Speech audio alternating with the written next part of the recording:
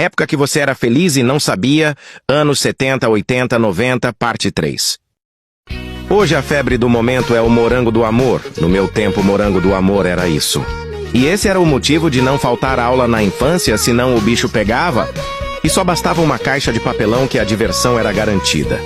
E você fez parte da geração que usava o chinelo como freio de bicicleta? E você percebe que está velho quando lembra que já escutou a frase "assopra que passa". E esse era o motivo de desmontar os brinquedos na infância.